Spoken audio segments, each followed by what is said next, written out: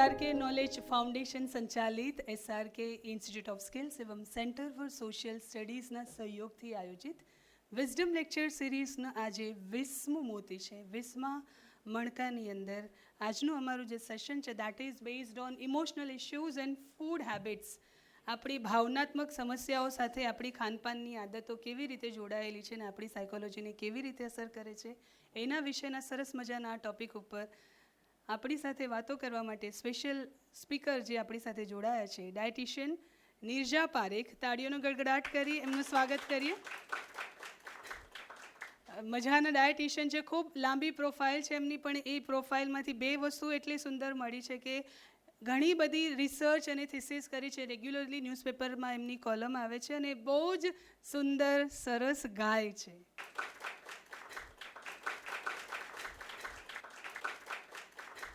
Basically એક સામાન્ય જ લાગતી વાત છે કે ઇમોશનલ ઇશ્યુઝને પણ ફૂડ સાથે રિલેશન હોઈ શકે કે કેમ. પહેલાં તો મને એ સવાલનો જવાબ આપો, આપ બધા હેપી છો? How are you all today? Are you all happy? Very good. So what is happiness for you? હેપીનેસને કંઈક રીતે ડિફાઇન કરવું હોય તો એને કઈ રીતે કહી શકીએ? મારે માટે હેપીનેસ ઇઝ સરસ ફૂડ મળી જાય ને આજે તો આ મને મજા આવી ગઈ. આપણા સુરતીઓનું basically definition of happiness is સરસ ખાવાનું.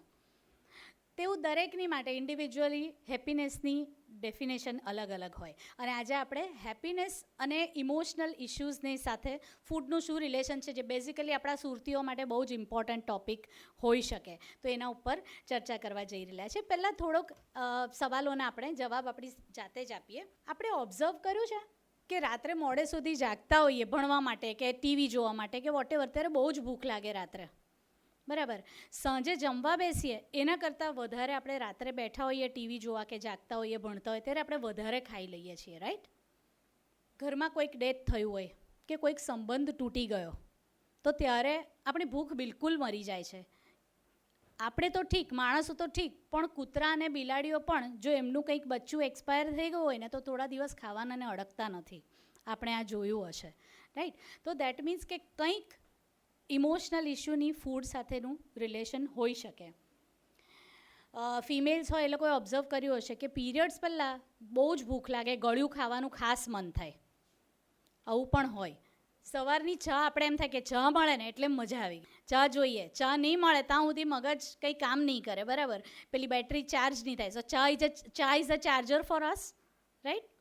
સાંજની ચા નહીં મળે તો સાંજ પડતા પછી, બપોરની ચા નહીં મળે તો સાંજ પડતા એમ થાય કે સાલું માથું દુખે છે, કંઈક થ્રોબિંગ થાય છે, કંઈ મજા નથી આવતી, કંઈ કામ કરવાની સૂઝ નથી પડતી, રાઈટ? એનો અર્થ એ છે કે ખોરાકને આપણા ઇમોશન્સ, આપણા મૂડ સાથે સીધું રિલેશન છે. હવે એકચ્યુઅલી ઘણા વર્ષો પહેલાં, કદાચ આ ઇન્ડિયામાં જ એની શોધ થઈ હતી, ત્યાર પછી ઇટાલિયન સાયન્ટિસ્ટોએ શોધ્યું બોડી ક્લોક જેવી પણ કોઈ વસ્તુ હોય જેને સર્કેડિયન રિધમ કહેવાય, બોડીની circadian rhythm.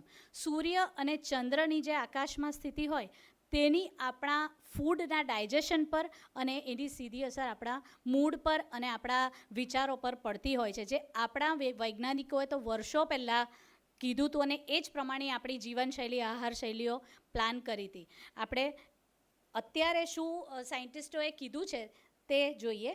This is called circadian rhythm, એને બોડી ક્લોક આપણે કહીએ છીએ. તો according to the scientist and according to આપણા જે ઋષિમુનિઓ છે તે લોકોના કહેવા મુજબ કે રાત્રે 9 વાગ્યાનો સમય એવું કહેવાય કે ત્યારે આપણા બોડીની અંદર મેલાટોનિન પ્રોડ્યુસ થવા માંડે. મેલાટોનિન એને સાદી ભાષામાં કહીએ તો રસ્તા સાફ કરવાનું ઝાડુ, બરાબર? આપણી જે ડાયજેસ્ટિવ સિસ્ટમ છે કે આપણી જે બોડીની કમ્પ્લીટલી બધી જ સિસ્ટમ્સ છે એ સાફ થવાની પ્રક્રિયા રાત્રે 9 વાગ્યા પછી ચાલુ થાય.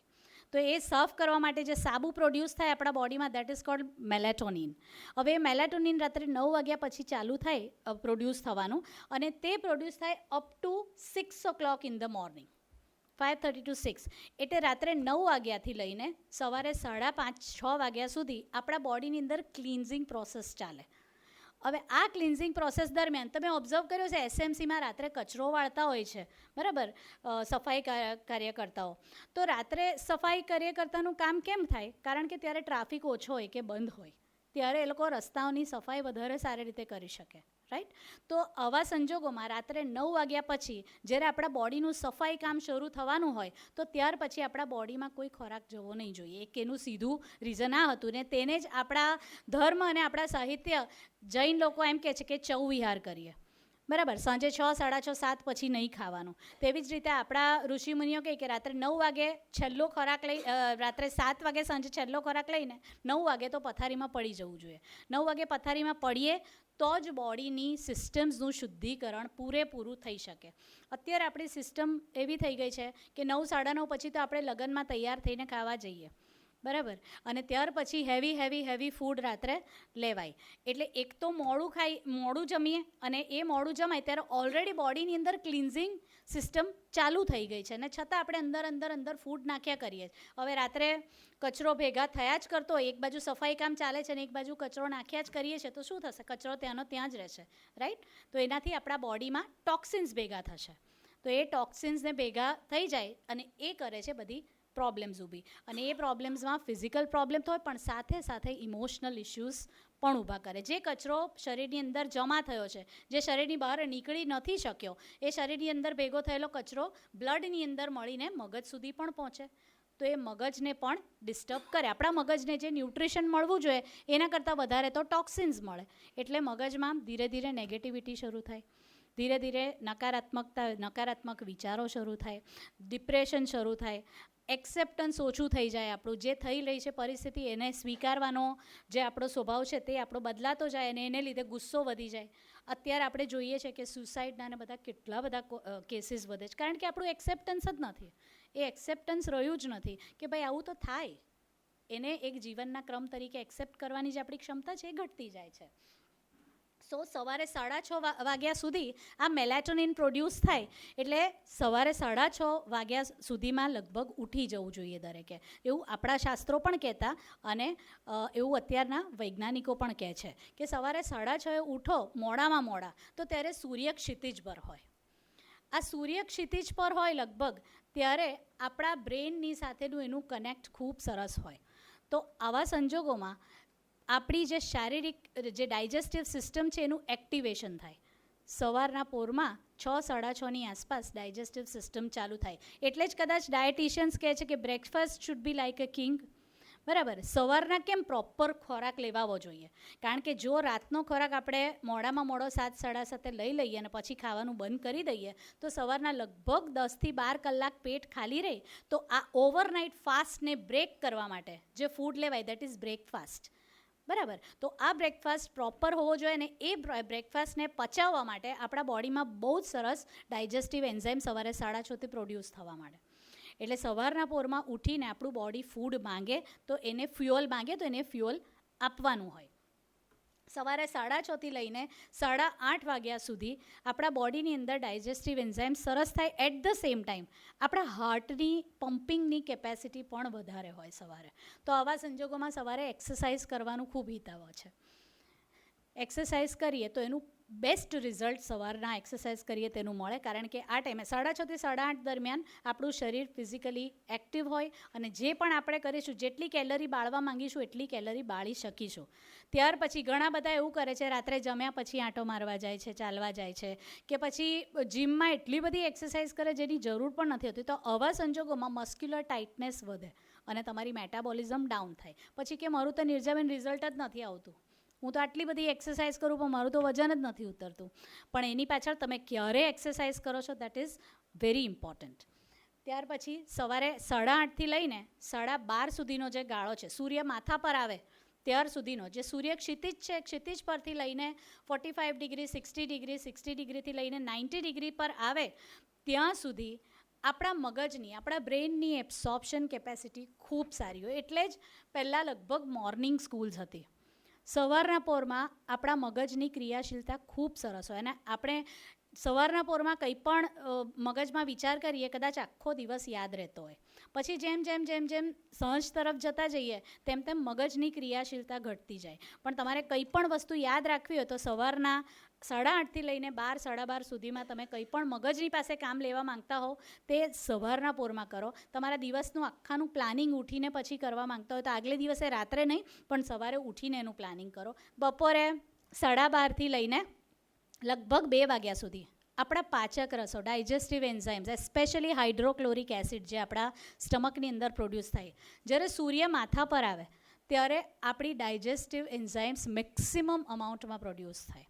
તો આપણું જે લંચ ટાઈમ છે બપોરે 12 થી 2ની વચ્ચે લઈ લેવામાં આવે તો આપણી સિસ્ટમ એ જ રીતે સેટ થઈ છે.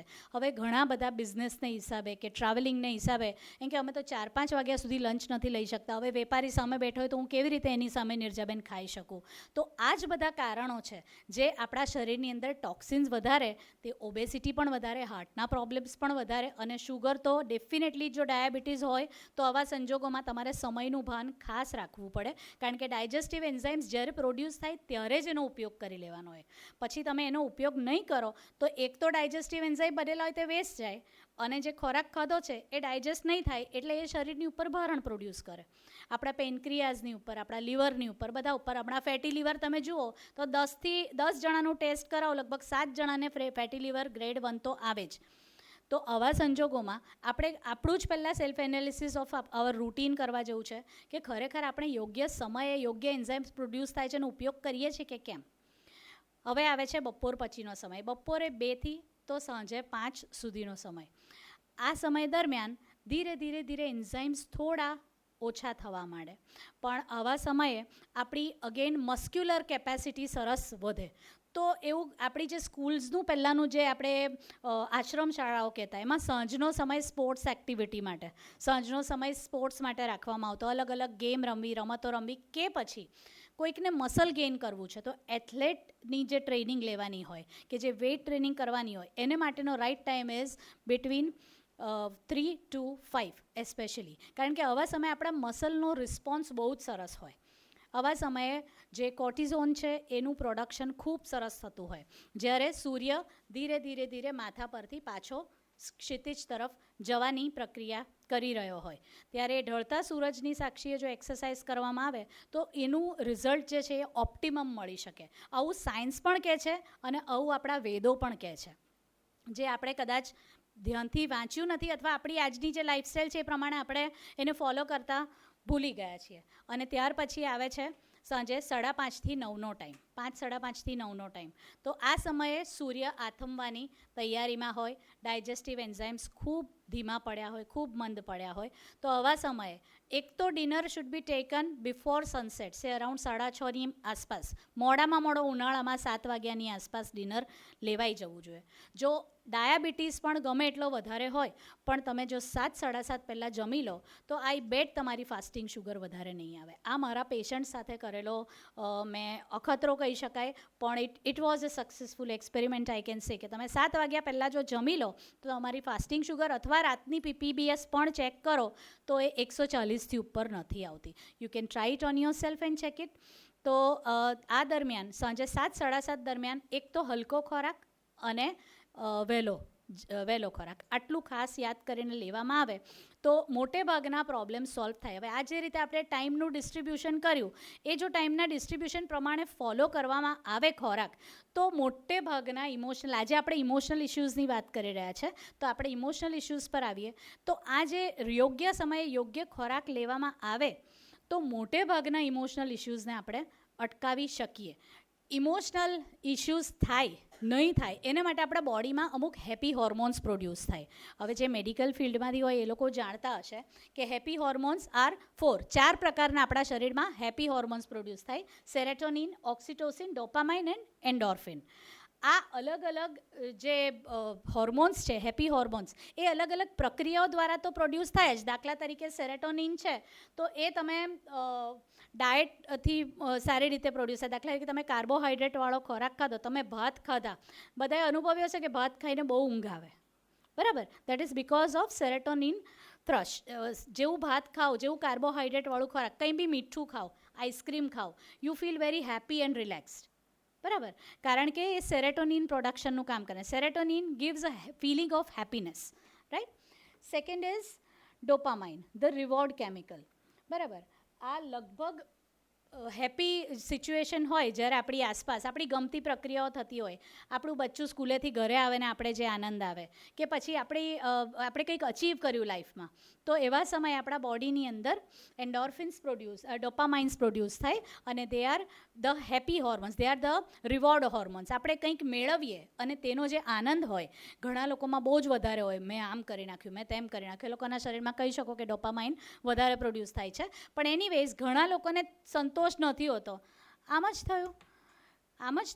નાની નાની વસ્તુઓમાં પણ આનંદ લેવાની જે પ્રક્રિયા છે, તેના દ્વારા આપણે બોડીમાં મેક્સિમમ ડોપામાઇન પ્રોડ્યુસ કરીએ. આપણે પછી જોઈએ કે ખોરાક ઉપરાંત એવી કઈ પ્રક્રિયાઓ કરીએ તો જેનાથી હેપીનેસ વધી શકે અને ઇમોશનલ ઇશ્યુઝ ઓછા થઈ શકે. Endorphin that acts as a pain killer, જે એક્સરસાઇઝ દરમિયાન પ્રોડ્યુસ થાય. એટલે ઘણીવાર મારા જે પેશન્ટ્સ હોય છે, બેઝિકલી જે ઓબેસ પેશન્ટ્સ હોય મારા, જે લોકોના વજન વધારે હોય ને, એ લોકો મોટે ભાગે ડિપ્રેશનથી પીડાતા હોય, ડિપ્રેશનની સમસ્યા હોય, તો પહેલાં હું ચાલતા કરી દઉં એ લોકોને કે એટલીસ્ટ તમારે અડધો કલાક વોક લેવાનું. ચાલો એટલે એક તો વજન તો ઉતરે જ, તેનો આનંદ આવે એટલે અગેન ડોપામાઇન પ્રોડ્યુસ થાય, happy hormone. At the same time ચાલવાથી તમારો મસલ છે, એ મસલ એનામાંથી એન્ડોર્ફિન પ્રોડ્યુસ કરે. હવે આ endorphin is again a happy hormone. So walking is actually acting as a antidepressant medicine. Oxytocin basically કોઈના પ્રેમાળ સ્પર્શથી, પ્રેમાળ વાક્યોથી જે આપણા અંદર હેપીનેસ પ્રોડ્યુસ થાય છે, that is due to oxytocin, right. તો આ અલગ અલગ જે હોર્મોન્સ છે એ પ્રોડ્યુસ થવા માટે પણ ફરીથી આપણે આપણા બોડી ક્લોક પર જઈએ તો યોગ્ય સમયે જો યોગ્ય ખોરાક લેવામાં આવે અને યોગ્ય એક્ટિવિટીઝ કરવામાં આવે તો આ બધા હોર્મોન્સને જોઈતા પ્રમાણમાં પ્રોડ્યુસ કરી શકે. અને જો હેપી હોર્મોન્સ પ્રોડ્યુસ થતા જ હોય તો પછી ઇમોશનલ ઇશ્યુઝનો સવાલ જ નથી. ઇમોશનલ ઇશ્યુઝ ક્યાં આવે?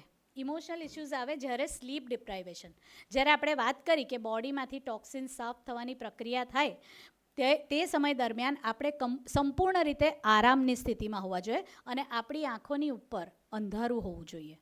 આ જે સફેદ પ્રકાશ હોય છે મોબાઈલનો કે ટેલિવિઝનનો કે આઈપેડનો, આ જે વ્હાઇટ પ્રકાશ છે એ આપણા બ્રેઇનની અંદર એવો મેસેજ પહોંચાડે છે કે હજી તારે જાગવાનું છે, હજી સૂવાનું નથી. એટલે જે બોડીની રિલેક્સેશન પ્રોસેસ છે એ સ્ટોપ થઈ જાય છે. તો આવા સંજોગોમાં લગભગ 9, 9:30, 10ની આસપાસ જે વ્હાઇટ લાઇટ આપતા જે બી ઉપકરણો છે એને સાઈડ પર મૂકી દઈએ, મોબાઈલને સાઈડ પર મૂકી દઈએ, ટીવી બંધ કરી દઈએ, રૂમમાં અંધારું કરી દઈએ. અંધારું કર્યા પછી શું મેડિટેશન કરવાનું એ આપણે પછીની સ્લાઇડમાં જોઈશું. પણ સૌથી પહેલું કારણ ઇમોશનલ ઇશ્યુઝનું સ્લીપ ડિપ્રાઇવેશન. આપણે અનુભવ કર્યો છે કે રાત્રે ઊંઘ નહીં આવે તો બીજા દિવસે કંઈ સમજ નહીં પડે, ચીડિયો થઈ જાય સ્વભાવ, વાતમાં લાવ લડું કરીએ, બરાબર, નાની નાની વસ્તુઓમાં ઝઘડા કરીએ, ઉતરી પડે. તો આ બધાનું મોટું કારણ સ્લીપ ડિપ્રાઇવેશન. રાત્રે લગભગ 7 થી 8 કલાક દરમિયાન પ્રોપર ડીપ સ્લીપ આવવી ખૂબ જરૂરી છે. ઓફકોર્સ ખૂબ વિચારોમાં મગજ ચડી ગયું હોય, ઘણી બધી સમસ્યાઓ હોય, આપણે ધારીએ એટલું સરળ જીવન નથી હોતું, પણ એટ ધ સેમ ટાઈમ એ સમસ્યાઓને કઈ રીતે લેવી અને કેટલું એક્સેપ્ટન્સ રાખવું એ પણ આપણી ઉપર જ છે. Big food gaps. ઘણા બધા જે જોબ કરતા હોય, ખાસ કરીને સવારે એકવાર ચા નાસ્તો કરીને નીકળે, પછી સીધું બપોરે લંચ, તેમાં પણ ઘણીવાર મોડું થતું હોય, પછી સીધું રાતનું ડિનર. તો આ જે મોટા ફૂડ ગેપ્સ છે, આ ગેપ્સ દરમિયાન ડાયજેસ્ટિવ સિસ્ટમ થોડીક ડલ થઈ જાય અને પછી તમને એટલી બધી ભૂખ લાગે, then you eat in a big quantity, અને પછી બહુ જ બધું ખાઓ ત્યારે ઓલરેડી ડલ થયેલી ડાયજેસ્ટિવ સિસ્ટમ એને પચાવવાની સ્થિતિમાં હોય નહીં. તો આવા સંજોગોમાં મોટે ભાગે સમસ્યાઓ ઇરિટેશનની થાય, ડાયજેશન થાય નહીં પ્રોપર, ગેસ થાય, ગેસને કારણે તમને અકળામણ આમે થતી હોય ને અકળામણ પછી બીજી રીતે બહાર આવતી હોય માનસિક રીતે. તો હંમેશા મોટા ફૂડ ગેપ્સ છે તે પ્રોબ્લેમ કરતા હોય તો લગભગ 2-2.5 કલાકના વચ્ચે થોડું કંઈક ખાવાનું રાખો. એવું નથી કે આ ખાઓ પેલું ખાઓ, something healthy. What we will check again. ખૂબ બધા ઉપવાસ કરે લોકોને. હમણાં ઇન્ટરમિટન્ટ ફાસ્ટિંગની જે સિસ્ટમ આવી છે દેટ ઇઝ ઓકે, બટ એના પણ પોતાના લિમિટેશન્સ છે. તમારું પોતાનું રૂટીન કઈ રીતનું છે, તમારી માનસિક અવસ્થા કઈ રીતની છે, તમારા મેડિકલ ઇશ્યુઝ કઈ રીતના છે, એ પ્રમાણે ઇન્ટરમિટન્ટ ફાસ્ટિંગ કરો. It is good, it is not good for everybody. પણ જે લોકો ફાસ્ટિંગ, ખાસ શ્રાવણ મહિનો તો આખો શ્રાવણ મહિનો ઉપવાસ, કે પછી નવરાત્રિ હોય તો એકલું પાણી પીને કરે, તો આવા સંજોગોમાં ઇમોશનલ ઇશ્યુઝ થઈ શકે. કારણ કે બ્રેનને માટેનું main fuel is glucose. Sugar is a brain food. એટલે જ તમે ઓબ્ઝર્વ કર્યો છે કે કોઈ વાર તમે બહુ જ સ્ટ્રેસમાં હો, તો ત્યારે તમને શુગર ખાવાનું બહુ મન થાય, કારણ કે તમારું બ્રેન છે એ તમારા બ્લડની અંદરથી શુગર શોષી લે છે પોતાની ક્રિયાશીલતા માટે. તો આવા સંજોગોમાં તમારી બ્લડ શુગર ડાઉન થાય. તો in that case brain food તમે થોડા સમય આપતા રહેવું જોઈએ. બહુ જ લાંબો સમય તમે નહીં ખાઓ તો તમારું બ્રેન ડલ થાય, કોઈક વાર તમને ચક્કર આવે, કોમામાં જવાની પણ શક્યતા રહી શકે. બિગ મીલ્સ, એક સાથે ઘણું બધું ખાવું, એ મેં વાત કરી કે આપણે બહુ બધા કલાક નહીં ખાઈએ, પછી એક સાથે એટલી બધી ભૂખ લાગે કે એટલું બધું ખાઈ લઈએ ને આપણું બોડી એટલું બધું પચાવવા માટે ડાયજેસ્ટિવ એન્ઝાઇમ એટલા મોટા પ્રમાણમાં પ્રોડ્યુસ કદાચ નહીં કરી શકે. તો જે એડિશનલ ખાધું છે એ પછી ફેટ બનીને જમા થાય, એ શુગરની અંદર કન્વર્ટ થઈને બ્લડની અંદર જમા થાય અને મલ્ટિપલ પ્રોબ્લેમ્સ, કોલેસ્ટ્રોલ થાય અને આ રીતે મલ્ટિપલ પ્રોબ્લેમ્સ થઈ શકે. તો મોટા મીલ્સ ત્યારે જ નહીં લેવાય જ્યારે તમારું પેટ થોડું ભરેલું હોય. તો એના માટે પણ દર 2-2.5 કલાકે થોડું કંઈક ખાયા કરવું જોઈએ. ઓફકોર્સ આલ્કોહોલ એન્ડ સ્મોકિંગ, આ બંને વસ્તુ પણ સીધી તમારા મૂડ પર અસર કરે. જ્યારે તમે પીઓ ત્યારે યુ ફીલ વેરી હેપી, એ તમને યુફોરિયામાં લઈ જાય, કોઈક બીજા વિશ્વમાં લઈ જાય તમને. પણ જ્યારે એની અસર ઉતરે, that is the most harmful thing.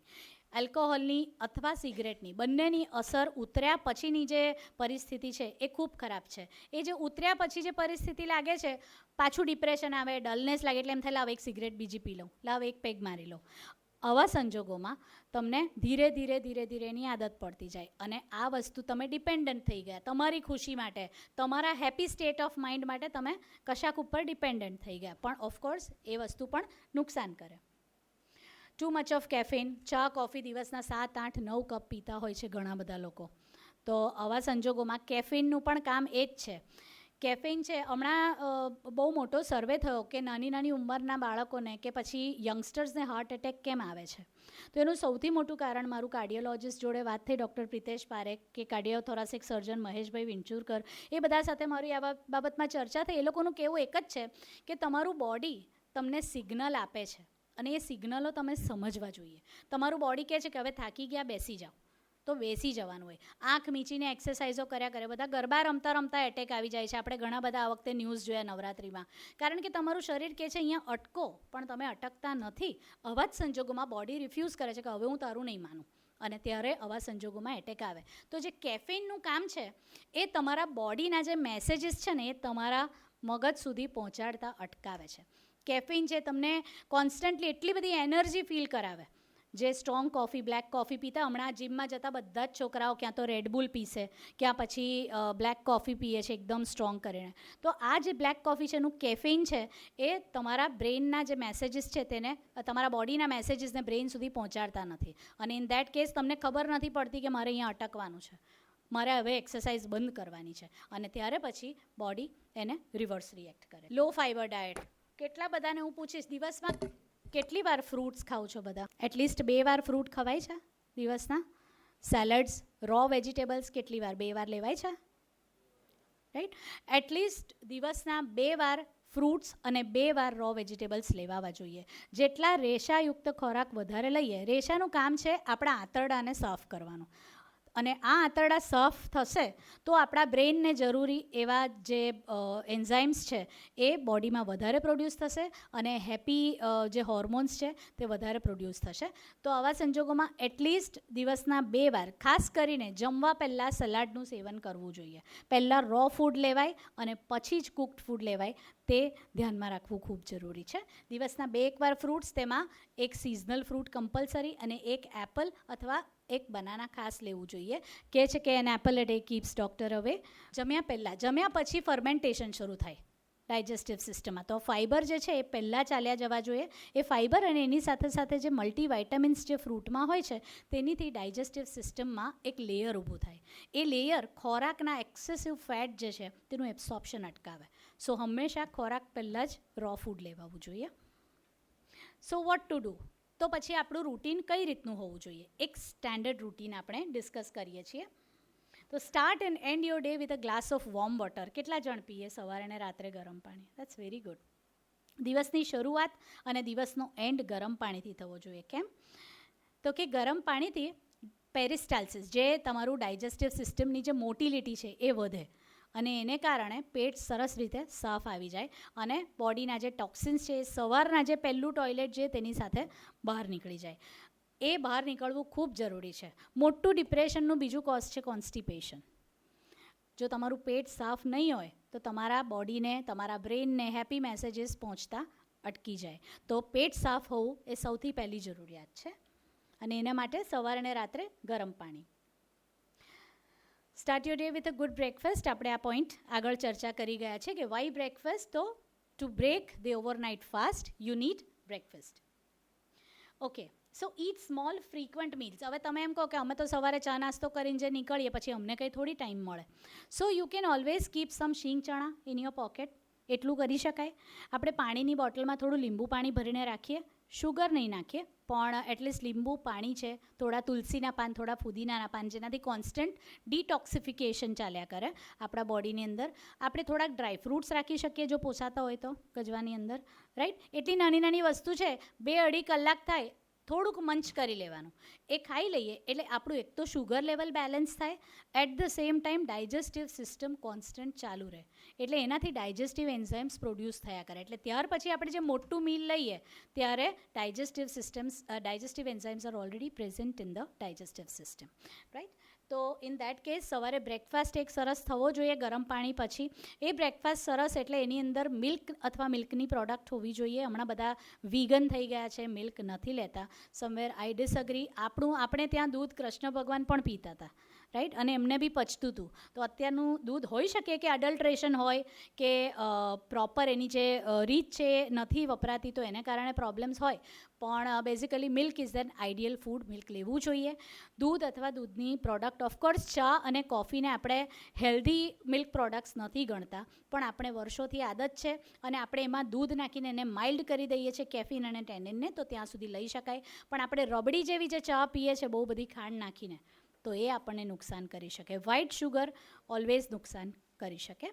તો સવારે એક તો દૂધ હોવું જોઈએ. નાસ્તાની અંદર બ્રેકફાસ્ટમાં અનાજ કમ્પલસરી હોવું જોઈએ, જે આપણી બહુ સરસ સિસ્ટમ છે. પૌવા હોય, ઉપમા હોય, થેપલા હોય, સાઉથ ઇન્ડિયન લોકો ઇડલી ખાય, પંજાબી લોકો પરાઠા ખાય. તો આ બધી વસ્તુઓ ખૂબ જ સમજી વિચારીને સિસ્ટમમાં ફિક્સ કરવામાં આવી છે. અને સાથે સાથે એક ફ્રૂટ, એટલે દિવસનું એક ફ્રૂટ અહીંયા આવી ગયું. સો સવારે દૂધ, એની સાથે અનાજ, એની સાથે એક ફ્રૂટ. હવે જો આપને ઓબેસિટી હોય, એમ થાય કે વજન બહુ વધારે છે અને આપણે વજન ઉતારવું છે, તો સવારના બ્રેકફાસ્ટમાં કાર્બોહાઈડ્રેટને બદલે પ્રોટીન ઉમેરી શકાય. દાખલા તરીકે કઠોળ છે, કઠોળ બાફેલા મગ લઈ લીધા, ચણા લઈ લીધા. એગિટેરિયન હોય તો એગ્સ લઈ શકો, અથવા દાળના ચીલા બનાવીને લઈ લીધા. તો આ રીતે તમે રિપ્લેસ કરી શકો કાર્બોહાઈડ્રેટને પ્રોટીનથી. ત્યાર પછી લંચ, જેમ આપણી વાત થઈ કે લંચમાં હંમેશા પહેલાં થોડું સેલેડ લેવાનું, પછી જ જમવાનું. પહેલાં રો ફૂડ, પછી જ કુકડ ફૂડ લેવાનું. આ સિસ્ટમ તમને રિયલી હેલ્પ કરશે. અને આની ઇમોશનલી કઈ રીતે હેલ્પ થાય તે આપણે આગળ જોયું કે પેટ સાફ રહેશે તો આપણું મન પણ સાફ રહેશે. અને ત્યાર પછી સાંજનું જે ડિનર છે તેના પહેલાં આપણે સાંજે 4 થી 5 દરમિયાન, again when your muscle activity is more, you need some protein at that time. એટલે સાંજના ટાઈમે ક્યાં દૂધ લઈ શકાય, ક્યાં શીંગ ચણા લઈ શકાય, ક્યાં મખાણા લઈ શકાય, ક્યાં એવી વસ્તુ કે જે હાઈ પ્રોટીન હોય. મેં તમને કીધું તેમ સ્પ્રાઉટ્સ લઈ શકાય સાંજના ટાઈમે. તો તમારા મસલની અંદર એનું એબ્સોર્પ્શન ખૂબ સરસ થાય બિફોર સનસેટ. અને સનસેટની આસપાસ આપણે જમી લેવાનું છે. Dinner should be the લાઇટેસ્ટ part of the day. રાતનો ખોરાક સૌથી હલકો હોવો જોઈએ. તો આપણે ત્યાં જનરલી વાળું કરતા હતા, જેની અંદર ખીચડી લેતા હતા કે જે સૌથી પચવામાં હલકી હોય, અથવા પછી રોટલો અને લીલી ભાજી. લીલી ભાજી is very good if taken in dinner. પાલક, મેથી, ચોલાઈ, હમણાં તો વિન્ટરની અંદર ભાજી ખૂબ સરસ આવે. આ બધાને લીધે પેટ ખૂબ સરસ સાફ આવી જાય. અને પછી સૂતા પહેલાં ગરમ પાણી. હવે તમે કહેશો કે સનસેટ વખતે ખાઈ લીધું તો રાત્રે સૂતા પહેલાં પાછી ભૂખ લાગશે, બરાબર. તો આવા સમયે ચોક્કસ દૂધ લઈ શકાય, પણ એટ ધ સેમ ટાઈમ દૂધને બદલે એકલા ડ્રાય ફ્રૂટ્સ લઈ લીધા તો પણ ચાલે. કેટલીક વાર દૂધ પચવામાં રાત્રે ભારે પડી શકે. સવારના કે સાંજના ફિઝિકલ એક્ટિવિટી હોય તો આપણે જે દૂધ લીધું એ પચી જાય, પણ રાત્રે થોડુંક હેવી થઈ શકે. ચા કોફીનો ઉપયોગ બને એટલો ઓછો. આપણે આગળ એનું કારણ જોઈ ગયા. Tech early and light Diners આપણે ચર્ચા કરી. Keep your self hydrated. દિવસના ઓછામાં ઓછું 4 લીટર પાણી પીવાવું જોઈએ. 4 મોટી બોટલ્સ લીટરની સાઈડ પર મૂકી તમે ઓબ્ઝર્વ કરો કે કેટલા જણ સાંજે 8 સુધીમાં ફિનિશ કરી શકો છો. કોઈ નહીં કરતું હોય. But you have to, because આપણા શરીરને એટલા પાણીની જરૂર છે to flush out the toxins from the body. આ ટોક્સિન્સો ભેગા થાય તો ચોક્કસ ઇમોશનલ ડિસઓર્ડર્સ ઊભા કરી શકે. તો ઇન દેટ કેસ થોડા સમય થોડું પાણી પીઓ. તમને થશે આટલું બધું પાણી અમે કરે પીવાના, ખાસ કરીને વિન્ટરમાં તો તરસ જ નહીં લાગે. તો ખાલી ગળું હાઇડ્રેટ કરો. દર અડધો કલાકે અડધું ગ્લાસ પાણી પી લો તો રાત સુધીમાં લગભગ બેલેન્સ થઈ જાય. ઓફકોર્સ સાંજે 8 પછી પાણીનો ઉપયોગ થોડો ઓછો કરવાનો, નહીંતર રાત્રે ઊંઘમાં પછી યુરિનેશનનો પ્રોબ્લેમ થશે તો પાછી ઊંઘ ડિસ્ટર્બ થશે. એટલે સાંજે જમતી વખતે જે પાણી પીધું પછી રાત્રે પાણી ઓછું કરતા જવાનું. એક સૂતી વખતે જે આપણી વાત થઈ તેમ ગરમ પાણી લેવું જોઈએ. કયા ફૂડ એવા છે કે જે આપણા ઇમોશનલ ડિસ્ટર્બન્સમાં આપણે હેલ્પ કરી શકે? જ્યારે ડિસ્ટર્બ્ડ હોઈએ ત્યારે ખાસ કરીને ઓરેન્જીસ, સંતરા, વિટામિન સી એ ડિટોક્સિફાય કરે અને બીજું તમારા હોર્મોનને, સ્ટ્રેસ હોર્મોન કોર્ટિઝોલનું પ્રોડક્શન ઓછું કરે. એટલે આપણે એકદમ સ્ટ્રેસમાં હોઈએ ત્યારે આપણે સંતરું એક ખાવાનું અથવા સંતરાનો જ્યુસ પી શકાય. That will have its immediate effect. આપણા જે મસલ્સ, જ્યારે આપણે સ્ટ્રેસમાં હોઈએ ત્યારે મસલ્સ આપણા ટાઈટ થયા હોય તો એને એ રિલેક્સ કરશે. એવોકાડો હવે તો અહીંયા મળવા માંડ્યું છે અને તે ડોપામાઇનને તમારે પ્રોડ્યુસ કરે અને that will really help you out. Nuts અને ડ્રાયફ્રૂટ્સ જે મેં તમને કીધું કે ગજવામાં રાખી મૂકવાના, 2 કલાકે થોડું નટ્સનું મંચિંગ કરો તો એ તમારા બોડીની અંદર વાઇટામિન ઈ બેલેન્સ કરશે અને તમારા મૂડ પર અસર કરશે. Banana, as V discussed, 1 banana a day and 1 apple a day should be there in your diet. આ બંને વસ્તુઓ તમારા મૂડને બૂસ્ટ કરશે. ખાસ કરીને ડિપ્રેશન જેવું લાગે, સ્ત્રીઓને ઘણીવાર થાય કારણ વગર રડવું આવે, કંઈ ગમતું નથી એવું થાય, ખાસ કરીને સાંજના ટાઈમે, ઇવનિંગ બ્લૂઝ કહેવાય એને. તો સાંજના ટાઈમે you can eat 1 banana and see the difference. You will feel very good. ઘણીવાર આપણે ડિપ્રેશનમાં એમ થાય ચોકલેટ ખાઈ લઈએ, કંઈ મીઠું ખાઈ લઈએ, આઈસ્ક્રીમ ખાઈ લઈએ, મને સારું લાગશે. Go for natural sweetness, go for banana અથવા એકાદું ખજૂર ખાઈ શકાય. એની અંદર તમારા મૂડને હેપી કરવાની ચાવી છે. સામન ફિશ છે, દેટ ઇઝ ફોર ફિશ જે ખાતા હોય છે. આ સામન ફિશ પણ તમારા ડિપ્રેશનને ઓછું કરી શકે છે એવું પ્રયોગો દ્વારા સાબિત થયું છે. ગ્રીન ટીની અંદર જે એન્થોસાયનિન્સ કહેવાય તો એ તમારા મૂડને હેપી કરે છે. સો બપોરના ટાઈમે, ખાસ કરીને આવા વિન્ટરની અંદર કે મોન્સૂનમાં બપોરે ગ્રીન ટી લો, you will start feeling good and happy.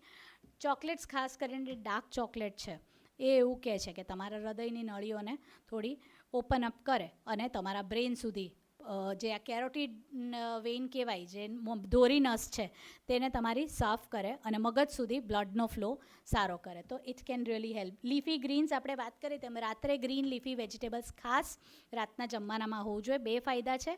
આપણું પાચન તંત્ર તો સાફ કરતા કરે, but at the same time આપણો મૂડ પણ હેપી રાખે, બિકોઝ એમાં જે ફોલેટ છે અને મેગ્નેશિયમ છે, સેરેટોનિનનું પ્રોડક્શન સારું કરે. દેન બ્લૂબેરી આપણું ફૂડ નથી પણ સ્ટીલ ઇટ ઇઝ અવેલેબલ નાઉ. એમાં એન્ટીઓક્સિડન્ટ્સ હોય છે. અને દહીં, આપણા રોજના ખોરાકમાં દહીં કમ્પલસરી હોવું જોઈએ. પ્રોબાયોટિક્સ, આપણા પહેલાં તો એવું હતું જ કે રોજ બપોરે જમવામાં દહીં છાશ હોય જ આપણા ખાવાનામાં. ઇનફેક્ટ કાઠિયાવાડીઓ રાત્રે જમવામાં પણ છાશ લેતા હોય.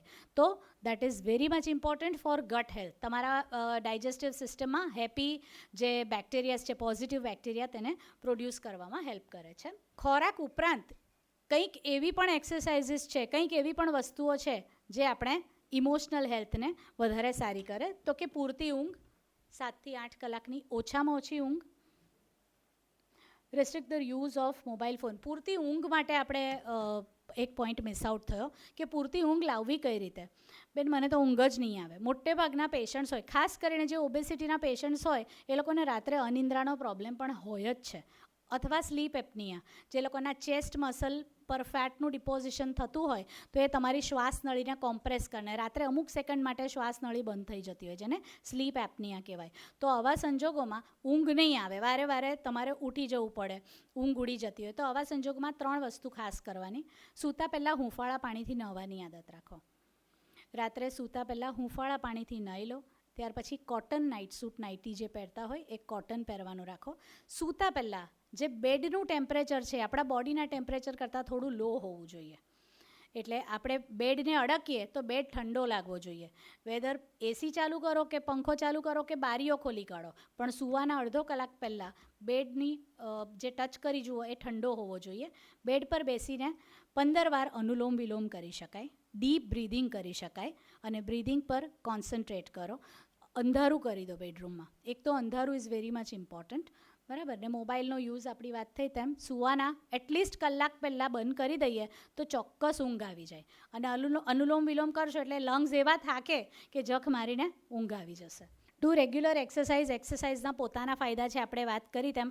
કંઈ નહીં તો એટલીસ્ટ અડધો કલાક ચાલવાનું. એનાથી 2 ફાયદા થશે. એક તો હેપી હોર્મોન બોડીની અંદર એન્ડોર્ફિન પ્રોડ્યુસ થશે અને બીજું કે તમારું વેઇટ રિડ્યુસ થાય એટલે it will boost again dopamine production. એટલે 2 હોર્મોન્સ, હેપી હોર્મોન્સ એક્સરસાઇઝ કરવાથી પ્રોડ્યુસ થાય. ઇટ ડિપેન્ડ્સ તમારું બોડી કઈ એક્સરસાઇઝને તમારા બોડીને કઈ એક્સરસાઇઝ સૂટ થાય છે. You can do it accordingly. Meditation ઉપરાંત કેટલીક એક્સરસાઇઝ એવી છે જે રાત્રે કરવાથી ખરેખર બહુ સરસ ઊંઘ આવે અને પોઝિટિવ થિંકિંગ સવારે ઉઠીએ ત્યારે હોય. First is a practice of gratitude, બરાબર. દરેક વ્યક્તિ હોય, ભલે એ રસ્તાનો ભિખારી હોય કે મહેલમાં રહેતો માણસ હોય, દિવસના 3 વસ્તુ એને જીવનમાં એવી થાય કે સારી હોય જ, હેપી તમને કરે એવી 3 વસ્તુ તો હોય જ. આપણે ખાલી એ શોધવાની હોય. કંઈ નહીં, આજે આપણી કામવાળીએ સરસ કામ કર્યું એ પણ એક હેપી થવાનું કારણ છે. મેઇન થિંગ ઇઝ આપણે હેપીનેસ શેમાં શોધી શકીએ છીએ, રાઈટ. તો હંમેશા એક એવી આજથી હોમવર્ક કરવાની આદત રાખો. લખવાની જરૂર નથી, આજે મગજમાં યાદ કરો કે આજે કંઈક સારું તો થયું, પણ શું સારું થયું. આજે મારાથી રસોઈ બહુ સરસ બની, તો that is again a matter to be happy, બરાબર. આજે મારા હસબન્ડે મને બહુ સરસ સ્માઇલ આપી ઓફિસ ગયા ત્યારે, that is again a matter to be happy, right. So નાની વસ્તુઓમાં હેપીનેસ શોધતા થઈશું તો કદાચ આપણો દિવસ જે છે એ બિલકુલ યુઝલેસ નહીં લાગે. ચલો, આજે આટલું તો સારું થયું ને એને માટે આપણે ભગવાનને થેન્ક યુ કરીએ. Practice of gratitude that really help you out. આ ઉપરાંત make a list of trigger points. Emotional હેલ્થની વાત કરતા હોઈએ ત્યારે આપણી હેલ્થ ક્યાં બગડે છે તે જાણવા માટે સેલ્ફ એનાલિસિસ કરવું બહુ જરૂરી છે. એને માટે રાતનો જે 1 કલાક છે, જો પોસિબલ હોય તો એ મી ટાઈમ, એ મારો પોતાનો ટાઈમ એવી રીતે તમે કાઢો અને ખાલી વિચાર કરીએ, મનન ચિંતન કરીએ. એક લિસ્ટ જેવું બનાવીએ કે મને એવા કયા પોઈન્ટ છે જેનાથી મને ગુસ્સો આવે છે. કોઈક મને મારા શરીર વિશે કમેન્ટ કરે છે ને તો મારું મગજ છટકી જાય છે. કોઈ મને કહે કે તારા હાથની રસોઈ નથી સારી તો મારું મગજ છટકે છે. કોઈ કે તને ઇંગ્લિશ બોલતા નથી આવડતું તો મને ગુસ્સો આવી જાય છે. તો મને એવા કયા પોઈન્ટ છે કે જેનાથી ગુસ્સો આવે છે, એને ટ્રિગર પોઈન્ટ્સ કહેવાય. આ ટ્રિગર પોઈન્ટ્સને આપણે જનરલી જાણતા જ નથી, એને કારણે પણ અડધા પ્રોબ્લેમ્સ આવે. આપણે જે દિવસે ખબર પડશે કે આ પરિસ્થિતિમાં મને ગુસ્સો આવે છે, ત્યારથી આપણે પરિસ્થિતિ ક્યાં અવોઇડ કરશું, ક્યાં એનો સામનો કરતા થઈ જઈશું. ત્યારે આપણે ગુસ્સો આવતો ઓછો થઈ જાય અથવા બંધ થઈ જશે. Second is make list of your fierce. ભય લાગતો હોય સતત દરેકને, ધીરુભાઈ અંબાણીને પણ ભય લાગતો હતો અને આપણા જેવા સામાન્ય લોકોને પણ કંઈક ને કંઈક ભય તો લાગતો જ હોય દરેકને. તો એ ભય સ્થાનો જે આપણે ક્યાં ભય લાગે છે એના પોઈન્ટ્સ આપણે શોધી કાઢીએ કે મારો દીકરો સ્કૂલે જવા ગયો ને એને કંઈ થઈ ગયું તો રસ્તામાં. આવા અજ્ઞાત ભયો પણ આપણે જાતે પ્રોડ્યુસ કરી ને પછી એનાથી જાતે ગભરાતા હોઈએ છીએ, બરાબર. તો વિચાર આવે છે, આવવા દો, એને અટકાવો નહીં, પણ આવે પછી એને ધક્કો મારીને સાઈડ પર મૂકી દેવાના કે થયા કરે. પણ try to face your fear. અમારા ઘરમાં એક ડેથ થયું હતું. હું બહુ જ નાની હતી અને મને યાદ છે કે મને માણસ મરી જાય તેની બહુ બીક લાગતી. ઘરમાંથી કોઈ વ્યક્તિ, મારા દાદી એક્સપાયર થઈ ગયા ત્યારે મારા પપ્પા મને સ્મશાનમાં લઈ ગયા કે જો દીકરા આ જીવનની રીત છે, હવે આ શરીર થઈ ગયું, હવે એ શરીરને આપણે આમ બાળતા હોઈએ છીએ એટલે એ પંચમહાભૂતમાં વિલીન થઈ જાય. તો એ જ્યારથી મેં એક ડેડ બોડીને બળતું જોયું ત્યારથી મારી એ બીક પણ ચાલી ગઈ. તો આપણે પરિસ્થિતિનો જો સામનો કરીએ ને તો કદાચ આપણી એ ભય જે છે એ બધા નીકળી જતા હોય. બહુ તો શું થઈ જવાનું, ગભરાટથી કોઈ મરી જતું જોયું નથી. બહુ બીક લાગે પણ કોઈ મરતું નથી. હાર્ટ ફેલ થાય, નબળા લોકોનું હાર્ટ ફેલ થાય, પણ બહુ જ ઓછા સંજોગોમાં એવું થતું હોય. જનરલી આપણા બોડીમાં ડિફેન્સ મિકેનિઝમ હોય જ છે. આપણે આપણી જે કમ્ફર્ટ ઝોન છે એમાંથી બહાર નથી આવતા, એને કારણે આપણે બીક લાગે છે. Make a list of activities that you enjoy. હવે આપણે નેગેટિવિટીમાંથી પોઝિટિવિટી તરફ જઈએ કે મને શું કરવાથી મજા આવે છે.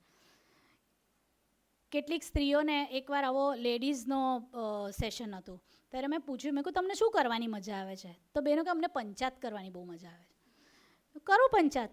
જો એનાથી આનંદ આવતો હોય તો that will produce serotonin, that will produce endorphin. કરો પંચાયત.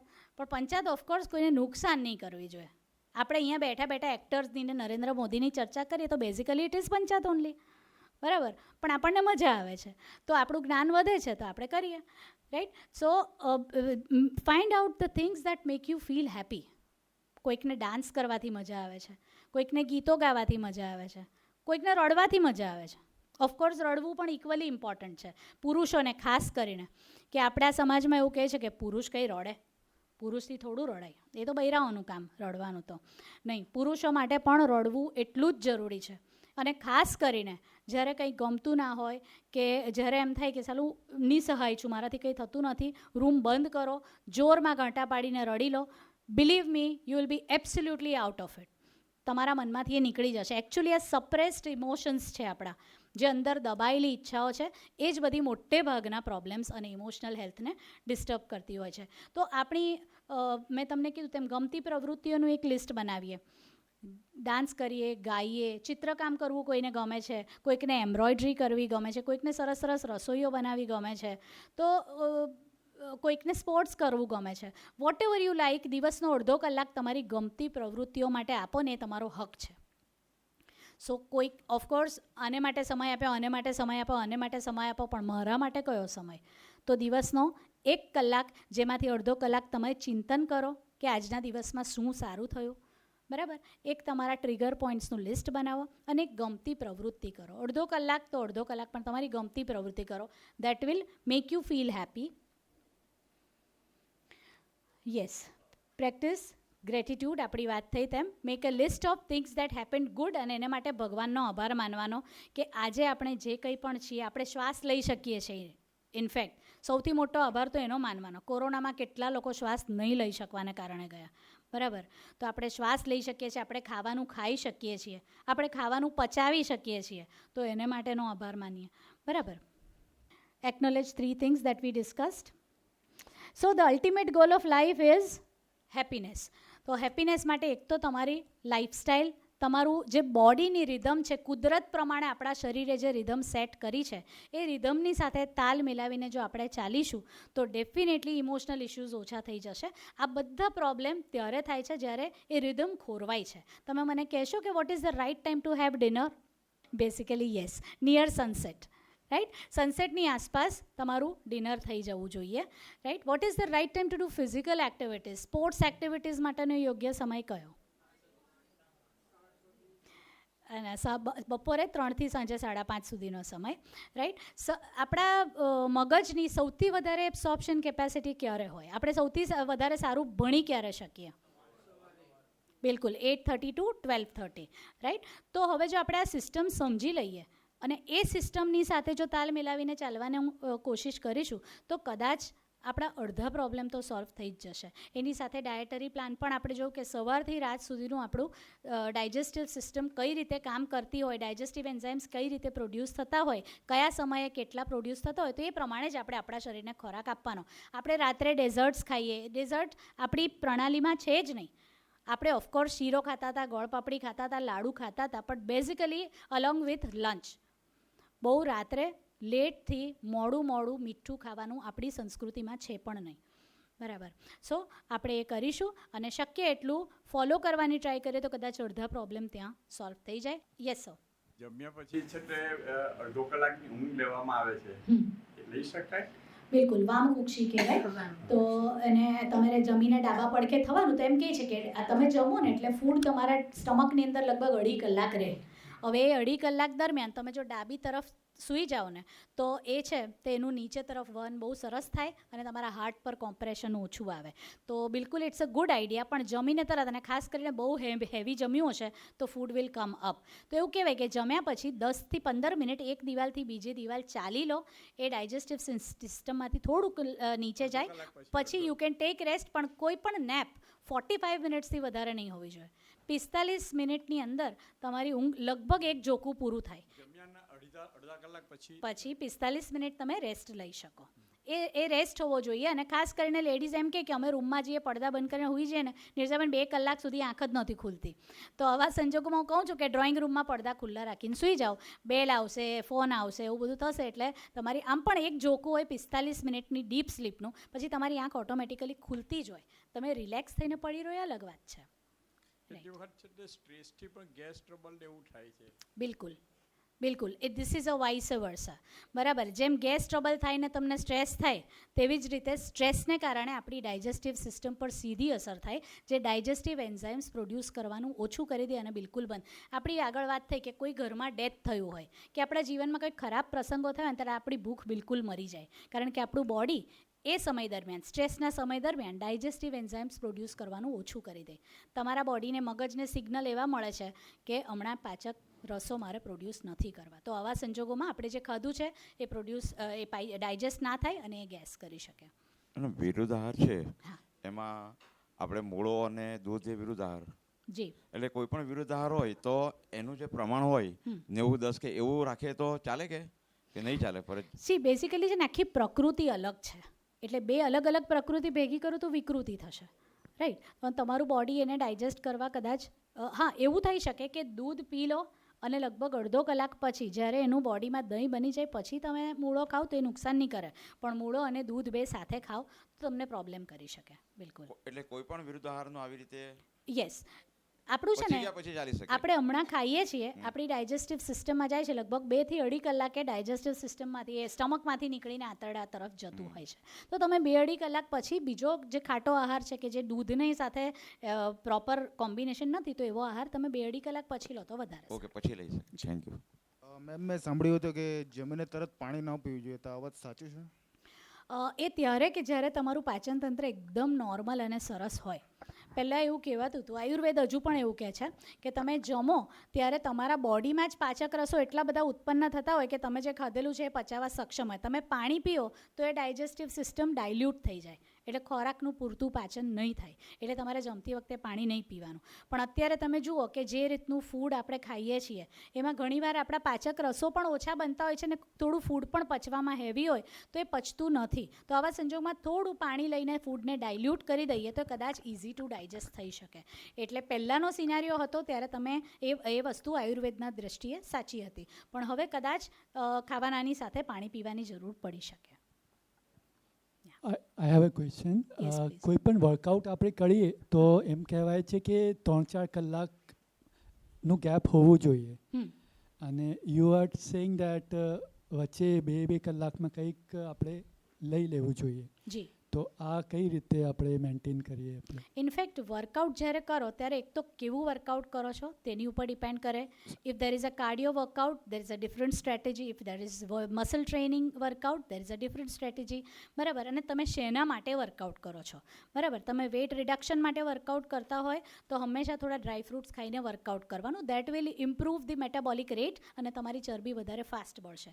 તમે મસલ બિલ્ડિંગ માટે વર્કઆઉટ કરતા હોય, સ્ટ્રેન્થ ટ્રેનિંગ કરતા હોય તો હંમેશા તમારે આગળ થોડું દૂધ પીને પછી વર્કઆઉટ કરવાનું ને વર્કઆઉટ કરીને પછી પ્રોટીન ખાવાનું. પ્રોટીન ઇન ધ સેન્સ કે તમે એગિટેરિયન હો તો એગ લઈ શકો, તમે દાળ કઠોળ લઈ શકો, તમે ડ્રાય ફ્રૂટ્સ લઈ શકો, તમે સ્મૂધી બનાવીને લઈ શકો.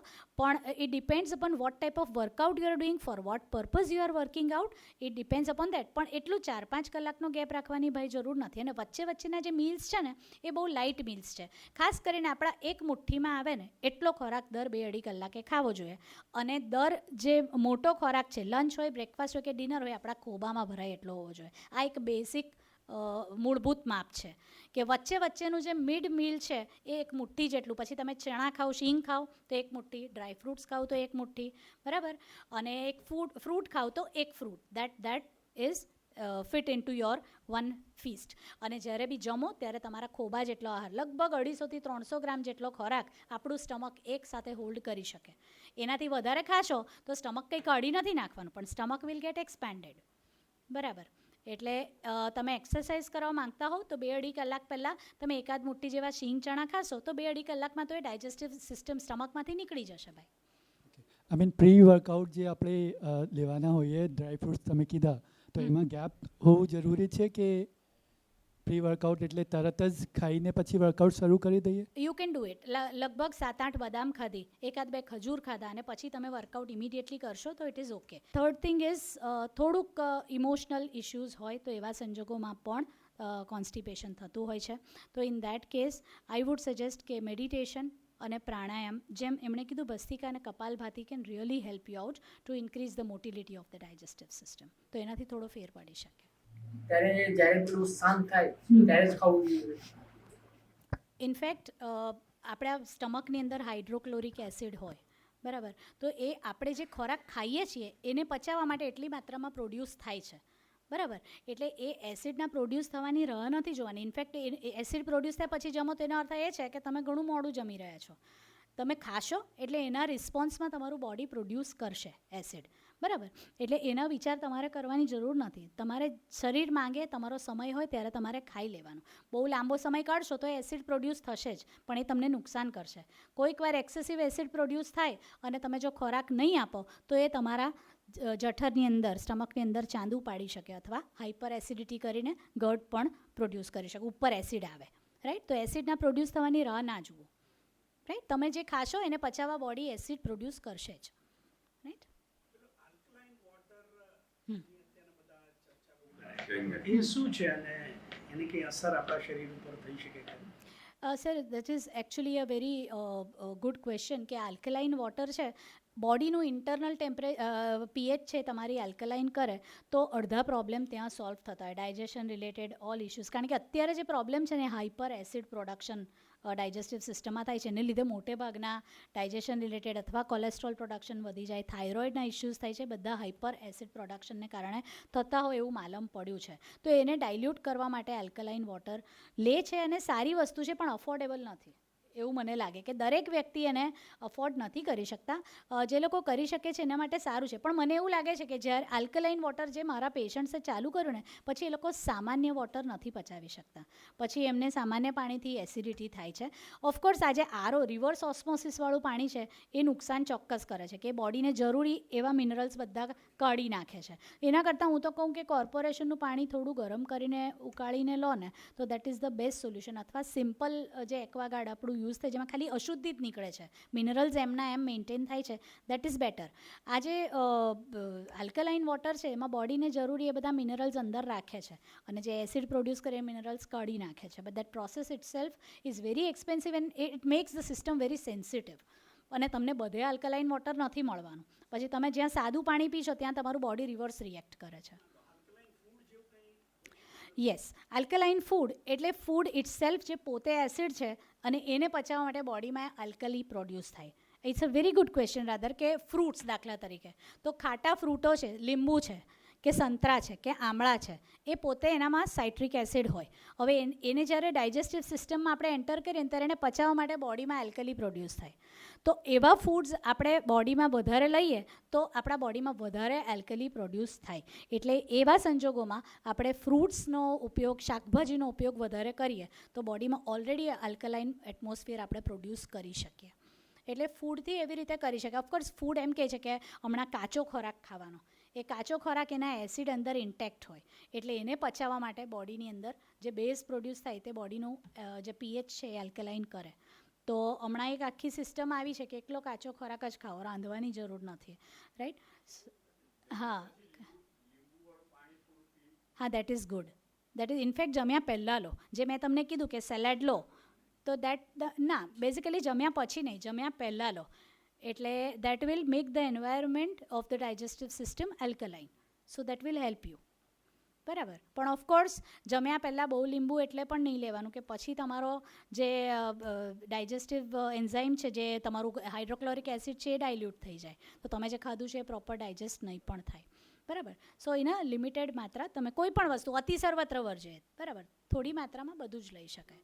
જનરેશનમાં હમણાં હીલ એકનીના પ્રોબ્લેમ બહુ જોવા મળે છે, તો એ લોકોને કેવું ફૂડ મોટું લેવું જોઈએ અને કેવું કોસ્મેટિક વાપરવું જોઈએ? રાઈટ, બેઝિકલી હું કોસ્મેટિકની તો સલાહ નહીં આપીશ, પણ હું એવી સલાહ આપીશ કે જેનાથી એકચ્યુઅલી તમારી સ્કિન સરસ ક્લિયર એટલે થાય.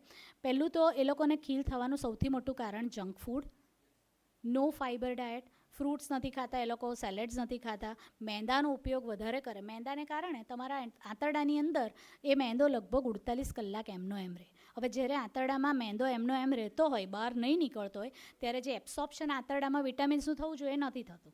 તો આવા સંજોગોમાં વિટામિન્સની ખામીને કારણે પણ એકને થાય, એક્સેસિવ ઓઇલ પ્રોડક્શન સ્કિન પર થવા માંડે. સખત તળેલા ખોરાક લે, એકના એક તેલમાં 2-3 વાર તળેલું હોય, 4 વાર તળેલું હોય તો એ ટ્રાન્સ ફેટ્સ તમારા બોડીમાં પ્રોડ્યુસ કરે, બરાબર. પાણી ઓછું પીવાતું હોય, એ લોકો એટલા બધા અવેર નથી વોટર ઇન્ટેક માટે, તો ઓછું પાણી પીવાય તો એ પણ કરે. ને હોર્મોન્સ ચોક્કસ એકને માટે રિસ્પોન્સિબલ હોય. પણ પુષ્કળ પાણી, બને એટલા ફ્રૂટ્સ, અને હમણાં પેલો ABC juice is very good. Bit, Apple અને કેરેટ એનો જ્યુસ છે ને તમારી સ્કિન બહુ સરસ કરે. ઇવન ઓરેન્જીસનો ઉપયોગ જેટલો વધારે કરો એટલી સ્કિન પર ગ્લો સરસ આવે. બરાબર. યસ.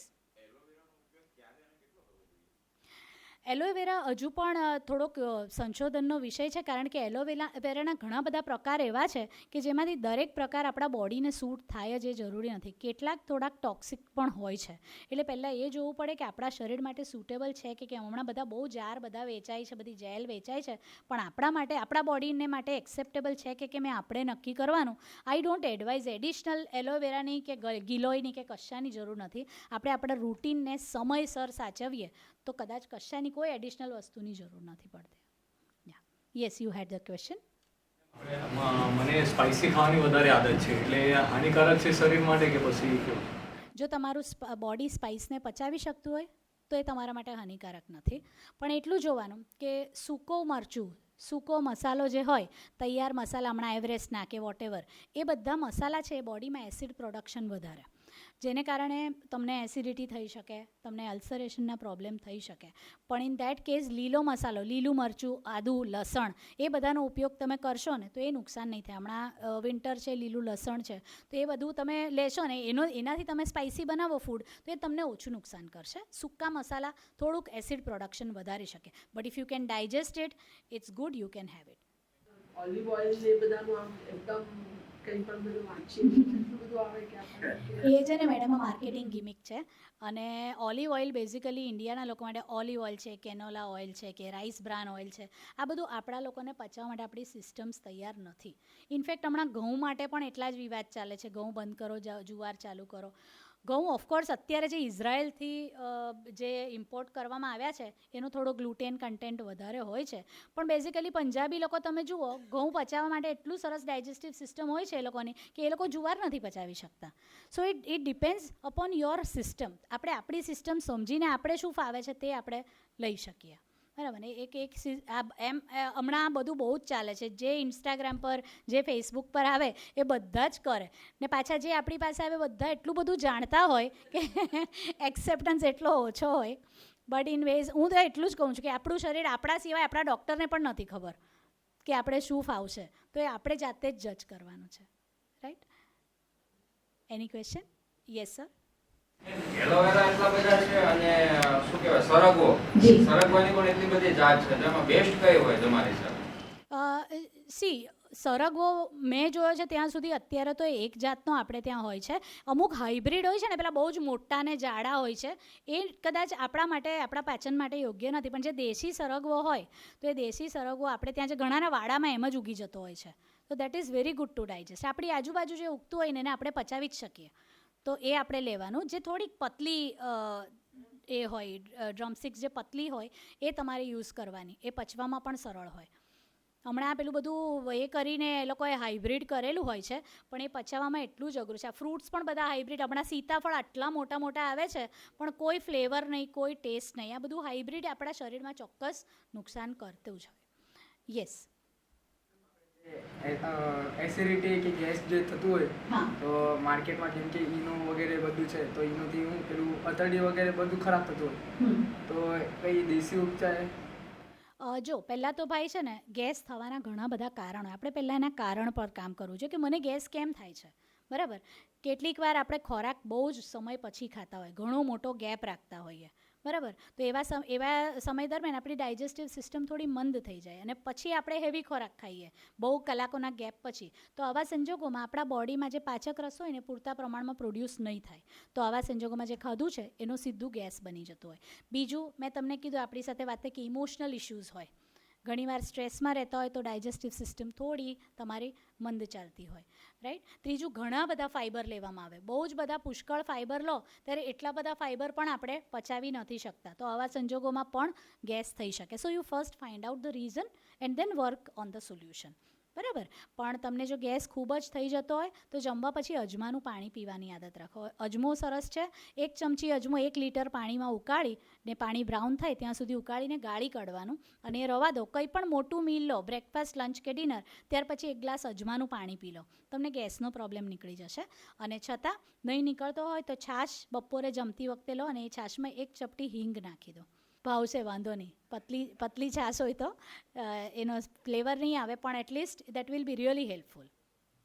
યસ મેડમ, ભૂખે પેટે ચા લેવી જોઈએ કે ના લેવી? ચા આમે નહીં લેવી જોઈએ, પણ એનીવેઝ ભૂખા પેટે ચા લેવાય કે નહીં એમ. મેં કહું ચા આમે ના લેવાય, પણ આપણે લોકોને આદત છે ને, આપણે લોકો પચાવી જઈએ છીએ. આપણે લોકો સુરતીઓ ઝેર બી પચાવી લઈએ.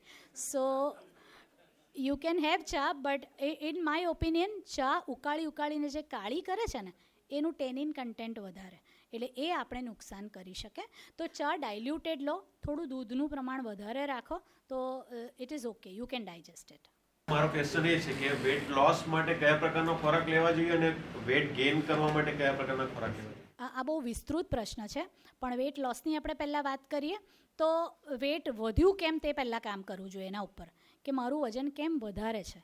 તો એની પાછળ ઘણા બધા કારણ હોય. એક વારસાગત કારણ હોય, એક લેક ઓફ ફિઝિકલ એક્ટિવિટીઝ હોય, એક હોર્મોન્સનો પ્રોબ્લેમ હોય, થાઇરોઇડનો ઇશ્યુ હોઈ શકે, એક હોઈ શકે કે તમારો ખોરાક જે છે એ તમે જરૂરિયાત કરતાં ક્યાં વધારે ખાઓ છો, ક્યાં તમે ખાઓ છો એ પ્રોપર ડાયજેસ્ટ નથી થતું. બરાબર. So first you find out the reason અને પછી એ રીઝન પર આપણે કામ કરી શકીએ. એવી જ રીતે વેટ વધારવા માટે મેં તમને કીધું કે વેટ કેમ ઓછું છે એના ઉપર કામ કરવું જોઈએ, કે વેટ વધતું કેમ નથી, કે પછી વેટ વધે છે પણ પાછું ઉતરી જાય છે. તો એની ફાસ્ટ મેટાબોલિઝમ હોઈ શકે, એક વારસાગત જનીનિક બંધારણ હોઈ શકે, ખોટી ખાવાની આદતો. એટલે એવી કે હવે એક જણ કહેતું હતું કે મારે કે હું તો બહુ ખાખરા ખાઉં, હું તો બહુ મમરા ખાઉં, મારું વેટ જ નથી. કે આ બધા વેટ ઉતારવાના છે ડાયટ. બરાબર. એટલે તમે શું ખાઓ છો અને ક્યારે ખાઓ છો, દેટ ઇઝ અગેન આપણે પહેલી જે સર્કેડિયન રિધમ જોઈ તેમાં કયા સમયે ખોરાક લો છો, that is also equally important. બરાબર. એક બેન વેટ ઉતારવા આવ્યા, મને કે હું તો મગ એટલા બધા ખાઉં, જઈમાં પછી બી મગ ખાઉં, જઈમાં પહેલાં બી મગ ખાઉં, પણ વજન જ નથી ઉતરતું. એમને એમ કે મગ ખાવાના એટલે વજન ઉતરે, પણ જઈમાં પહેલાં બી ખાવાના ને જઈમાં પછી બી. મેં કહ્યું એવી રીતે વજન ના ઉતરે. મગ એટલે એકલા મગ ખાવા પડે, પણ તમારે જમવાનું ત્યારે ડિડક્ટ કરવું પડે તમારે. એટલે એ વસ્તુ આપણે સમજવાની જરૂર છે કે પહેલાં આપણા શરીરને શું જોઈએ છે અને કયું કારણ છે કે જેનાથી આપણું વજન વધારે કે ઓછું છે, and then we have to work on the reason. Right? Yes. Disturb હોય તો મોસ્ટલી આઈસ્ક્રીમ કે ચોકલેટ વધારે ખાઈ લે કરીને, એ કરતાં 2-3 કપ કે વધારે ખાઈ લે તો પ્રોબ્લેમ થઈ શકે? તમને નહીં થાય, તમારું વજન ઓછું છે એટલે. પણ જો વજન વધારે હોય તો એને ઓબેસિટીના ઇશ્યુઝ થઈ શકે. અને બેઝિકલી સ્ટ્રેસમાં હોઈએ ત્યારે ચોક્કસ જેમ આપણે વાત કરી તેમ આપણું બ્રેઇનનું ફૂડ ઇઝ ગ્લુકોઝ. તો આપણા બ્લડમાંથી ગ્લુકોઝ આપણું બ્રેઇન લઈ લે એટલે આપણી બ્લડ શુગર ડાઉન થાય, એટલે આપણે ગળ્યું ખાવાનું ચોક્કસ મન થાય જ્યારે આપણે સ્ટ્રેસમાં હોઈએ. તો આવા સમયે આપણે આઈસ્ક્રીમ ખાવાને બદલે જો નેચરલ સ્વીટ થિંગ ખાઈએ, ખજૂર ખાઈએ, કે પછી આપણે લીંબુ પાણી પીએ મધ નાખીને, બરાબર, કે પછી ગોળપાપડી ખાઈએ. હમણાં તો શીંગની ને તલની ચીક્કી બધાએ ખાધી હશે, બરાબર. So you have these natural sweet things which are not harmful. બરાબર. આઈસ્ક્રીમ્સ બધામાં પ્રેઝર્વેટિવ્સ હોય અને ફેટ હોય, બરાબર. તો એ બધું હવે તો કોઈ આઈસ્ક્રીમ નેચરલ નથી હોતું, બધું યુઝ કરેલું હોય છે. So it is useless. Basically in that case go for natural sweet thing. ચોક્કસ જ્યારે તમારા શરીરને જરૂર છે ત્યારે તમારા શરીરને એ ફૂડ આપો. કારણ કે તમે ડિપ્રેસ છો, તમે સ્ટ્રેસમાં છો, તમે જો સ્વીટ ખાશો તો તમને સારું લાગશે. It will be a soothing food. So give it, but give it in a natural way. As I said કે એક બનાના ખાઈ જાઓ. Whenever you are depressed, have 1 banana. That will really do a magic. Yes. Fish અને દહીં કેમ સાથ નહીં ખાઈએ? હા, એ એવું કહે છે કે વિરુદ્ધ આહાર છે. અને જે ફિશની અંદર મર્ક્યુરી હોય છે ને એ મિલ્કને ટોક્સિનમાં કન્વર્ટ કરે છે. એટલે બને ત્યાં સુધી ફિશ અને milk as such also it's a bad combination. બરાબર. પણ ઘણા લોકો એવું છે કે ખાધા પછી તરત દૂધ પીવાની આદત હોય તો એ ફિશના કન્ડિશનમાં એ નુકસાન કરી શકે ચોક્કસ. સો એ નહીં ખાવું જોઈએ. એઝ આઈ ડિસ્કસ કે ખાસ કરીને ખારા પાણીની દરિયાની માછલી હોય એમાં મર્ક્યુરીનું પ્રમાણ વધારે હોય. એ મર્ક્યુરી બેઝિકલી મિલ્ક સાથે મળીને ઝેર બનાવે બોડીમાં. Thank you. નોર્મલી કહેવાય છે કે મસલ વેટ ગેઇન કરવાનું કે ફેટ ગેઇન કરવાનું? એ ડિપેન્ડ્સ કે તમારા શરીરમાં શું ઓછું છે, બરાબર. સો અમુક પર્સન્ટેજ ફેટ પણ હોવી જોઈએ, અમુક પર્સન્ટેજ મસલ્સ પણ હોવા જોઈએ, અને અમુક પર્સન્ટેજ તમારા બોન્સનું વેઇટ હોય, બરાબર. હવે તમારા શરીરમાં બોન્સ ઇનફ છે અને તમારે વેઇટ ગેઇન કરવું છે, તો પ્રોટીન અને પ્લસ ફેટ બંને સરખા પ્રમાણમાં લેવા જોઈએ, તો એનાથી મસલ અને ફેટનું પ્રમાણ સચવાઈ રહે. અને ડિપેન્ડ્સ કે તમે એક્સરસાઇઝ કઈ રીતની કરો છો એ પ્રમાણે એ આહાર લઈ શકાય, બરાબર. એક્સેસિવ પ્રોટીન લો તો એ પણ ગેસ કરી શકે, પણ તમે એને પચાવવા માટે પ્રોપર કસરત કરતા હો તો તમે જે પ્રોટીન લો છો તે તમારા મસલમાં કન્વર્ટ થશે. અને જેમ આપે કીધું કે કસરત માટેનો સમય 3 થી 5:30 વચ્ચેનું છે, તો મોર્નિંગમાં જે કરતા હોય નોર્મલી એડવાઇસ કરે છે મોર્નિંગ રૂટીનમાં વર્કઆઉટ સવારનું હોય, તો ઇઝ ઇટ ઇફેક્ટિવ? બેસિકલી મોર્નિંગમાં જે આપણે સર્કેડિયન ક્લોક પ્રમાણે જોઈએ તો સવારના આપણા બોડીની અંદર કોર્ટિઝોલ પ્રોડ્યુસ થતું હોય, તો એ તમારી ફેટ રિડક્શન બહુ ફાસ્ટ કરે, બરાબર. સવારે 6:30 થી 8:30 દરમિયાન આપણે ફેટ રિડક્શન બહુ ફાસ્ટ થાય. એટલે જો તમારે વેઇટ વધારવું હોય તો આઈ would suggest workout should be done in the evening. પણ તમારે વેઇટ ઉતારવાનું હોય તો સવારના એક્સરસાઇઝ કરો, સાંજની એક્સરસાઇઝ તમને અસર નહીં કરશે, right? Okay, thank you. Welcome. Non vegetarian ડિનરમાં લઈ શકાય કે નહીં લઈ શકાય? સી બેસિકલી નોનવેજ ખાઈએ ને એને તમારા સ્ટમકમાંથી, આંતરડામાંથી, સિસ્ટમમાંથી નીકળતા લગભગ 8 થી 9 કલાક થાય પાસ થતાં, બરાબર. એટલે રાત્રે જેટલું પ્રોટીન તમે કન્ડેન્સ પ્રોટીન લો એટલું પચવામાં અઘરું પડે. અને બીજું ડિનરમાં એમ પણ આપણે લેટ ડિનર લેતા હોઈએ અને ડિનર લીધા પછી સૂવાનું લગભગ 2.5 થી 3 કલાક પછી સૂઈ જતા હોઈએ, તો આપણે જે ખાધું છે એ પ્રોટીન ડાયજેસ્ટ પ્રોપર નહીં થાય ને અંદર રહે તો શું થાય, સડો પ્રોડ્યુસ થાય, બરાબર. સો એનાથી ગેસ પણ પ્રોડ્યુસ થાય અને ખાધેલું પ્રોટીન પચે નહીં, એટલે એ સીધું ફેટમાં કન્વર્ટ થઈને લીવર પર જમા થાય, તો ફેટી લીવર થઈ શકે પ્રોબ્લેમ. બિસ્કિટ અપાય કે નહીં અપાય કે નુકસાનકારક પડે નાના છોકરા? બિસ્કિટ આફ્ટર ઓલ મેંદો જોઈએ, ભલે એ લોકો એમ લખતા હોય high fibre biscuit, multigrain biscuit, ઓટ્સના બિસ્કિટ, પણ એક તો એટલી બધી શુગર હોય અંદર. અત્યારે આ વસ્તુ બહુ જ અગત્યની છે કે શુગરનું કન્ઝમ્પશન બાળકો માટે પણ નુકસાનકારક છે, બરાબર. તો એ નુકસાન કરે જ. એટલે બિસ્કિટને બદલે જો ઘરે બનાવેલી ગોળપાપડી ખાઈ શકતા હોય, ચીક્કી ખાઈ શકતા હોય તો that is the healthier option, બરાબર. અને બાળકને છે ને થોડું ડાયવર્ટ કરી શકાય.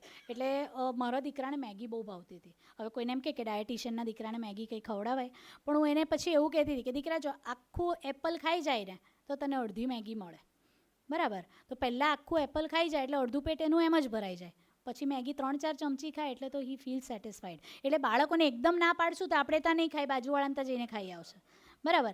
એવું નથી કરવું. આપણે એની સાયકોલોજી સાથે રમીએ કે બેટા પહેલાં હેલ્ધી ફૂડ ખાઈ લે, અડધું પેટ હેલ્ધી ફૂડથી ભરી લે, પછી તું પેલું ખાય, એટલે ઓટોમેટિકલી એનું કન્ઝમ્પશન ઘટી જાય, બરાબર ને? Thank you so much for listening to me so peacefully.